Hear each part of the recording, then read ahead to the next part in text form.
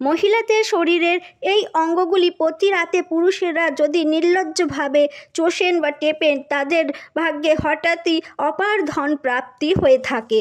তো বন্ধুরা, মহিলাদের সে কোন অঙ্গ যেটি টিপলেও চুষলেই ধনবান হওয়া যায়? আর বন্ধুরা, যেসব পুরুষেরা মহিলাদের এই অঙ্গ চোষেন বা টেপেন, তার ঘরে মা লক্ষ্মী সর্বদাই নিবাস করে থাকেন। মা লক্ষ্মী সেই ঘর ছেড়ে কখনোই যান না। সেই ঘরে মা লক্ষ্মী চিরকালের জন্য গৃহবন্দী হয়ে যান ও মা মহালক্ষ্মীর কৃপা আশীর্বাদ তাদের সকলের ওপরেই সর্বদা বিরাজমান থাকেন। তো বন্ধুরা, আজ এই ভিডিওতে খুবই বিশেষ এক গুরুত্বপূর্ণ উপকারী পবিত্র কথা শোনানো হবে, যে কথাগুলি শোনার ফলে মনুষ্যজাতি বুঝতে ও জানতে পারবে যে মহিলাদের শরীরের কোন অঙ্গ যেটি পুরুষেরা প্রতি রাতে টিপলে চুষলে অপার ধনের প্রাপ্তি ঘটে। তাই বন্ধুরা, প্রত্যেক পুরুষকেই তার স্ত্রীদের এই অঙ্গ টেপা বা চোষা উচিত। তাই আপনারা অবশ্যই ভিডিওটি শুরু থেকে শেষ পর্যন্তই দেখুন। সে এক সময়ের কথা, ভগবান শিব কৈলাস পর্বতের ওপর ধ্যানমগ্ন অবস্থায় বিরাজমান ছিলেন। তখন আকাশপথে গরুর মহারাজ এসে উপস্থিত হলেন সেই স্থানে এবং ভগবান শিবকে প্রণাম করে নিয়ে বলে, হে দেবাদিদেব মহাদেব, আপনি আমার প্রণাম স্বীকার করুন প্রভু। আর ভগবান শিব গরুর মহারাজকে আশীর্বাদ করে বলেন, হে গরুর মহারাজ, আজ তুমি এতদিন পরে এই স্থানে এসেছো কি প্রয়োজন মনে করে? আর তোমাকে দেখে মনে হচ্ছে তুমি কোনো বিষয়ে বড়ই চিন্তিত হয়ে আছো। তখন গরুর মহারাজ বলে, হে প্রভু, আপনি তো আমাকে মহিলাদের কোন 3টি জিনিস দেখলে ভয়ঙ্কর দরিদ্রতা নেমে আসে সেই বিষয়ে বলেছিলেন। কিন্তু হে প্রভু, আজকে আমার মনে 2টি প্রশ্ন জেগে উঠেছে, আর এই জন্য আমার কোনো কাজেই মন বসছে না। তখন ভগবান শিব বলেন, হে গরুর মহারাজ, তুমি প্রশ্ন করো, তোমার মনে কি এমন প্রশ্ন আছে, আমি সেই প্রশ্নের উত্তর অবশ্যই বলবো। তখন গরুর দেব বলে, হে প্রভু, মহিলাদের এমন কোন অঙ্গ যেটি টিপলেও চুষলে অপার ধন সম্পত্তির প্রাপ্তি হয়? গরুর দেবের এই প্রশ্ন শুনে ভগবান শিব বলেন, আজ তুমি মানবজাতির কল্যাণের কথা চিন্তা করে এক বড়ই উপকারী প্রশ্নের উত্তর জানতে চেয়েছো। হে গরুর মহারাজ, এই কথার উত্তর তোমাকে এক মহান পবিত্র কথার মাধ্যমেই জানাবো। হে গরুর মহারাজ, এই কথাগুলি তুমি পূর্ণ মনোযোগে শুনবে ও শেষ পর্যন্ত শ্রবণ করবে। এই কথা শোনার পরে যে পুরুষ তার স্ত্রীর ওই অঙ্গগুলি টিপবে বা চুষবে, সে জীবনে আর কোনো দিনও গরিব থাকবে না, তার ঘরে সদা মা লক্ষ্মী বাস করবেন। তখন গরুর মহারাজ বলে, হে প্রভু, আপনি কৃপা করে সেই পবিত্র কথা শোনান। আমি সেই কথা শুরু থেকে শেষ পর্যন্ত ধ্যানপূর্বক শুনব, যাতে সমস্ত মানবজাতির এই প্রশ্নের উত্তর বিস্তারিতভাবে জানতে পারে। তখন ভগবান শিব গরুর দেবকে বলেন, সে এক পূর্বকালের কথা। তখন মধ্যপ্রদেশে এক ছোট্ট গ্রামে রামানন্দ নামে এক ব্যক্তি ছিলেন। তার স্ত্রী ছিল, যার নাম নন্দিনী। নন্দিনী দেখতে অনেক সুন্দরী হওয়ার কারণে সে তার স্বামীকে ঘৃণা করত। সেই কারণে রামানন্দ তার স্ত্রীকে নিয়ে খুবই চিন্তিত ছিল, কারণ তার স্ত্রী কথায় কথায় তাকে শুধু ছোট বড় কথা শুনিয়ে অপমান করত। তোমার কাছে কি আছে? ঘরে তো খাবারটুকুও নেই। তাদের ঘরেতে দারিদ্রতায় ঘিরে ধরেছিল। তাদের কাছে কোনো টাকা পয়সা ছিল না, এমনকি খাওয়ার জন্য একটি অন্নের দানাও ছিল না। একই ঘরেতে কোনো খাবার ছিল না। তার ওপর তার স্ত্রীর নানান ধরনের কথা শুনে সে খুবই হতাশ হয়ে পড়েছিল। রামানন্দ কিছুতেই বুঝে উঠতে পারছিল না যে সে কি করবে। এমনই সমস্যার মধ্য দিয়ে তাদের দিন কাটতে থাকে। ফের একদিন সে ঘর থেকে বেরিয়ে জঙ্গলের মধ্য দিয়ে এক শুনশান রাস্তা দিয়ে চলতে থাকে। সেই রাস্তায় খুবই নির্জন ছিল। ওই রাস্তায় দূর দূরান্ত পর্যন্ত কোনো মানুষের ছায়াও দেখা যাচ্ছিল না। আর তার নজরে শুধু গাছপালা ছাড়া আর অন্য কোনো পশু পাখি কিছুই দেখতে পাচ্ছিল না। সে ক্রমশ শুধু হেঁটেই চলছিল। এমনই যেতে যেতে জঙ্গলের ভিতরে একটি আশ্রম দেখতে পায়।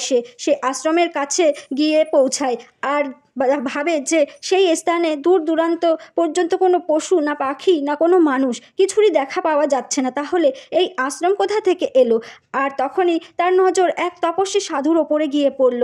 এরপর ভগবান শিব গরুর মহারাজকে বলে, রামানন্দ গিয়ে সেই সাধু মহারাজের কাছে গিয়ে বসে পড়ে।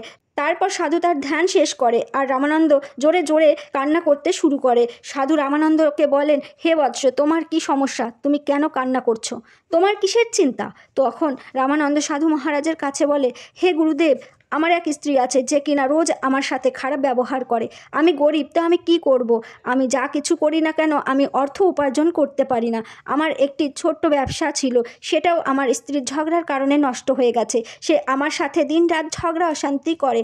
এখন তো আমার কথায় কথায় চিন্তা হয় আমার ঘরে কোনো খাওয়ার জন্য অন্ন আছে না, পিপাসা মেটানোর জন্য পান করার মতন জল আছে, আর এই বস্ত্র ছাড়া আমার কাছে দ্বিতীয় কোনো বস্ত্রও নেই, যার কারণে আমি এক বস্ত্রই পরে থাকি। কিন্তু হে গুরুদেব, আমি তাকে বুঝিয়ে বলার চেষ্টা করেছি সে যেন আমার সাথে দুর্ব্যবহার না করে, আমার সাথে এইভাবে ঝগড়া না করে, কিন্তু সে একদম মানত না। হে গুরুদেব, এই সব কারণের জন্য আমি ভীষণ চিন্তিত, আর এই সব সহ্য করতে না পেরে আমি ঘর বাড়ি ছেড়ে এখানে এসেছি। তখন সাধু মহারাজ বলেন, দুঃখ করো না বৎস, কেঁদো না। আমি তোমাকে একটি এমন কাজের কথা বলবো যেটা করলে তোমার ভাগ্য চমকাবে। শুধু তুমি তোমার স্ত্রীর এই অঙ্গটি নির্লজ্জ হয়ে টিপবে ও চুষবে, তাতেই দেখবে তোমার ঘরে ধন অর্থ আসতে শুরু করবে ও তোমার ঘর অর্থে ভরে উঠবে। তুমি দেখতে দেখতেই ধনবান ব্যক্তি হয়ে উঠবে। সাধু মহারাজ বলেন, যে ব্যক্তি মহিলাদের এই অঙ্গ ধরে টিপবে ও চুষবে তার ঘরে কখনোই ধন অর্থের অভাব থাকে না, আর না তার ঘরে কোনো ঝগড়া লড়াই কলহ থাকে। সে যেই কাজই করুক না কেন সেই কাজেই তার অর্থভাগ্য মজবুত হয়ে অর্থ বৃদ্ধি ঘটায়। আর সবচেয়ে বড় কথা, মা লক্ষ্মী সেই ঘরে চিরস্থায়ীভাবেই বাস করতে থাকেন। তাহলে তুমি বুঝতেই পারছো যে মা লক্ষ্মী তার ঘরে চিরকালের জন্য আবদ্ধ হয়ে থাকেন। এরপর সাধু মহারাজ রামানন্দকে বলেন, হে বৎস, এবার আমি তোমাকে নারীদের সেই সব অঙ্গগুলি সম্বন্ধেই বলবো। কথাগুলি পূর্ণ মনোযোগে শুনবে, নিজের জীবনে এই উপায় প্রয়োগ করে দেখবে। তখন রামানন্দ সাধু মহারাজের কথাগুলি খুবই গুরুত্বভাবে শুনতে থাকে ও সাধু মহারাজকে বলে, হে গুরুদেব, তাড়াতাড়ি বলুন স্ত্রীদের কোন সেই অঙ্গ যেগুলি ধরে টিপলে ও চুষলে অপার ধন অর্থের প্রাপ্তি হয়ে থাকে। এবার সাধু মহারাজ রামানন্দকে বলে, হে বৎস, এত ব্যস্ত হচ্ছ কেন? ধৈর্য ধরো, আমি একটি ছোট্ট কাহিনীর বর্ণনা করব। এই বলে সাধু মহারাজ কাহিনী শোনাতে শুরু করেন। বলেন, এক গ্রামে এক কৃষক বাস করত। তার অনেক খরিদ্দার ছিল। সে দিনে রাতে প্রচুর পরিশ্রম করত। তার ঘরে কৃষক আর তার স্ত্রী বসবাস করত। তাদের দুজনের একে অপরের মধ্যে প্রচুর ভালোবাসা ছিল। তাদের ঘরে কোনো প্রকার ঝগড়া লড়াই কলহ হতো না, আর সেই কারণেই তাদের ঘরে সদা চিরস্থায়ীভাবে মা মহালক্ষ্মী বাস করতেন। তার ব্যবসায় এতটাই লাভ হতো যে সে দিন দিন আরও ধনবান ব্যক্তি হয়ে উঠেছিল। আর ধীরে ধীরে পুরো গ্রামের লোকেরা জানতে পারে যে কৃষক ও তার স্ত্রীর এই ভালোবাসার কথা। ধীরে ধীরে এই কথা নগরের রাজার কাছে পৌঁছায়। কৃষক ও তার স্ত্রীর মধ্যে এই মধুর সম্পর্কের কথা যখন রাজামশাই জানতে পারেন, তখন রাজামশাই তাদের এই ভালোবাসার সম্পর্ককে অনেক সম্মান করেন। তিনি সবাইকে বলেন যে তার গ্রামে একজন কৃষক ও তার স্ত্রী থাকেন, যাদের মধ্যে কখনো কোনোভাবে লড়াই ঝগড়া হয় না। তাদের দুজনের মধ্যে একে অপরের সাথে এত ভালোবাসা যে তিনি কখনো জীবনেও দেখেনি। এক সময় রাজা পুরো গ্রামে প্রচার করেন যে এই নগরে যত লোক আছে তারা সবাই যেন নিজেদের ঘরে ঘিয়ের প্রদীপ জ্বালায়। রাজামশাইয়ের এইরূপ কথা শুনে রানী রাজাকে বলেন, আপনি এমন কাজের কথা কেন বলছেন? সবার ঘরে ঘিয়ের প্রদীপ কেন জ্বালতে বলছেন? রাজামশাই তার স্ত্রীর কথা শুনে বলেন, প্রদীপ হলো ভালোবাসার প্রতীক। যার ঘরে ঘিয়ের প্রদীপ জ্বলতে দেখা যায় তার ঘরে সদা প্রেম ভালোবাসায় পূর্ণ থাকে, আর ওই ঘরেই সর্বদা মা লক্ষ্মী নিবাস করেন। আর আমি চাই যে ভালোবাসা ওই কৃষক ও তার স্ত্রীর মধ্যে আছে, তেমনই ভালোবাসা আমার পুরো গ্রামের প্রতিটি স্বামী স্ত্রীর মধ্যেই থাকবে। এই কারণেই রাজা নগরের প্রতিটি ঘরে ঘিয়ের প্রদীপ জ্বালতে চাইছেন। রাজার কথা মতোই রাজসৈন্যরা গ্রামের প্রত্যেক জায়গায় প্রচার করে যে সকল নগরবাসীদের জন্য রাজার আদেশ যে সকল গ্রামবাসী নিজের নিজের ঘরে ঘিয়ের প্রদীপ জ্বালবে সারা রাত। সেই মতো রাজার আদেশ পালন করে সবাই সবার ঘরে ঘিয়ের প্রদীপ জ্বালেন। কিন্তু যখনই অর্ধেক রাত হয়ে যায় তখনই সবার ঘরের প্রদীপ নিভে যায়। কিন্তু কৃষকের ঘরের প্রদীপ জ্বলজ্বল করছিল। কৃষকের ঘরের প্রদীপ সর্বদা তার স্ত্রী জ্বালাতো। কৃষকের স্ত্রী তার স্বামীকে ভালোবাসত, কিন্তু তার ভালোবাসা কেবলমাত্র দেখানো ছিল। কৃষকের স্ত্রী সর্বদা মা লক্ষ্মীর পুজো করতেন, কিন্তু কৃষকের স্ত্রী তার কথা শুনতো না। সে তার মন মর্জি মতোই চলতো, তার যা মনে আসতো তাই সে করত। কিন্তু কৃষকের এতে কোনো সমস্যাও ছিল না, কারণ কৃষক খুবই বুদ্ধিমান ব্যক্তি ছিল। কৃষক বলতো, যদি আমি তাকে কোনো বাধা দিই তবে ঘরের মধ্যে বিনা কারণে ঝগড়া লড়াই হতে থাকবে। এমন অনেক কিছুই সে দেখেও না দেখার ঢং করত, যাতে তার ঘরে শান্তি বিরাজ করে। এদিকে রাজা নিজের মহল ছেড়ে পুরো নগর ঘুরে দেখছিলেন। তিনি দেখেন পুরো নগরের কোনো একটা বাড়িতেও প্রদীপ জ্বলছে না, কিন্তু কৃষকের ঘরে প্রদীপ জ্বলছিল। এরপর রাজামশাই রানীকে বলেন, দেখো পুরো নগরের কোনো একটা বাড়িতেও প্রদীপ জ্বলতে দেখা যায়নি, কিন্তু কৃষকের ঘরে প্রদীপ জ্বলছিল। এই থেকেই বোঝা যায় যে ওই কৃষক ও তার স্ত্রীর মধ্যে কত বেশি ভালোবাসা আছে। এই কথা শুনে রানী বলেন, এই যে কৃষক ও তার স্ত্রী, তার মধ্যে যে এত ভালোবাসা আছে, এটা তো কৃষকের স্ত্রীর কারণেই হয়েছে, ওর জন্যই তো ওদের মধ্যে এত ভালোবাসা। যখন রাজা রানীর এই কথা শোনেন তখন রাজা বলেন, না, তুমি জানো না, তাই তোমার ধারণাও ভুল। ওদের ঘরে সুখ শান্তি ভালোবাসা সেটা তার স্ত্রীর কারণে নয়, বরং সেটি কৃষকের কারণে। রানী বলেন, কৃষকের স্ত্রী খুবই বুদ্ধিমান, আপনার ধারণাই ভুল, তাই জন্য তো তাদের ঘরে কখনো লড়াই ঝগড়া হয় না। রাজা বলেন, না, কৃষক বেশি বুদ্ধিমান। আর রানী বলেন, কৃষকের স্ত্রী বেশি বুদ্ধিমান। এইভাবে রাজা রানীর মধ্যে দ্বন্দ্ব চলতে থাকে। এইভাবে লড়াই ঝগড়া করতে করতে রানী রাজার দাড়ি ছিঁড়ে দেয়, আর রাজাও রানীকে তুলে আছাড় দিয়ে ফেলে দেয়। এইভাবে তারা কিছুক্ষণ লড়াই ঝগড়া করতে থাকে। তারপর রাজা বলেন, আমাদের লড়াই ঝগড়া করার কোনো প্রয়োজন নেই, চলো আমরা কৃষক ও তার স্ত্রীর একটা পরীক্ষা নিই, তাহলেই সব কিছু পরিষ্কার হয়ে যাবে। আর তারা লড়াই বন্ধ করে এই কথায় রাজি হয়ে যায়। আর রাজা ও রানী ওই দুজনের পরীক্ষা নেওয়ার জন্য প্রস্তুতি করতে লাগলেন। রাজা তার মহলে গিয়ে একজন সৈন্যকে ডেকে পাঠালেন। সৈন্য এসে উপস্থিত হলে রাজা তাকে আদেশ করেন যে, তুমি কৃষকের কাছে যাও, আর যে প্রশ্ন আমি তোমাকে বলবো সেটা তুমি কৃষককে গিয়ে বলবে। আর সৈন্য বলেন, ঠিক আছে মহারাজ। সৈন্য রাজার কথা শুনে নিয়ে কৃষকের কাছে যায়। তখন কৃষকের স্ত্রী তার ক্ষেত জমিতে গিয়েছিল, কিন্তু কৃষক শরীর অসুস্থ থাকায় সেদিন সে তার ব্যবসার কাজে বেরোয়নি।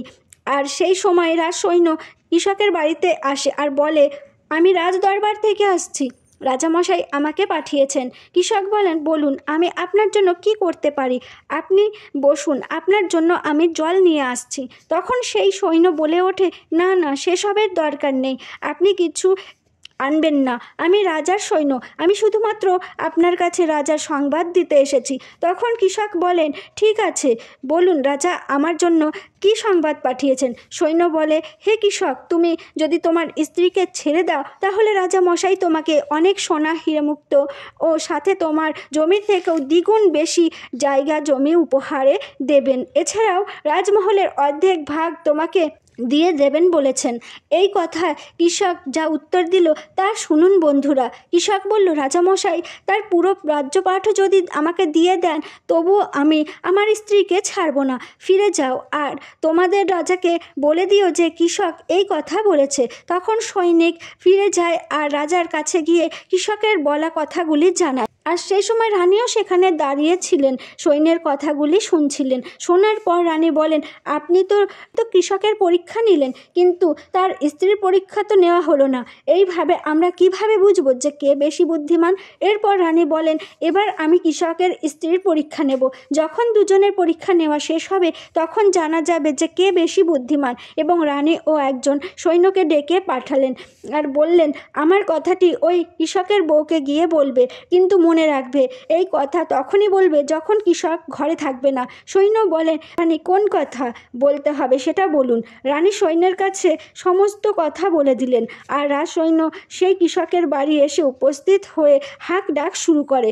ঘর থেকে কৃষকের বউ বেরিয়ে এসে বলে, বলো কি হয়েছে, কেন শব্দ করছো? কেন? সৈন্য বলে, রাজমহল থেকে আসছি, আমাকে মহারানী পাঠিয়েছেন। কৃষকের বউ বলে, বলো কি কারণে এসেছো? তখন সৈন্য বলে, রানী বলেছে যদি আপনি আপনার স্বামীকে মেরে ফেলেন তাহলে রানী আপনাকে অনেক সোনা হীরের গয়না দেবে ও তার সাথে রাজমহলের অর্ধেক ভাগ আপনাকে দেবেন বলেছেন। আর আপনার যে জমি আছে তা তো আপনার থাকবেই, তার সাথে আরও দ্বিগুণ জমি রানী আপনাকে দেবেন বলেছেন। এই কথা শুনে কৃষকের বউ রাজি হয়ে যায় আর বলে, ঠিক আছে, মহারানী যদি এই সব কিছু আমাকে দিতে রাজি থাকেন তাহলে আমিও আমার স্বামীকে মেরে ফেলবো। তখন সৈন্য বলে, রানী কিভাবে জানতে পারবে যে আপনি আপনার স্বামীকে মেরে ফেলেছেন?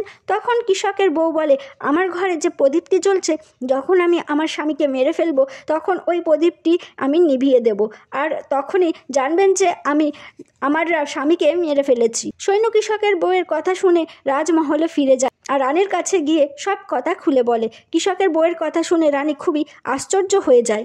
রাজা আর রানী দুজনেরই মহিলাদের ওপর ঘৃণা হতে থাকে।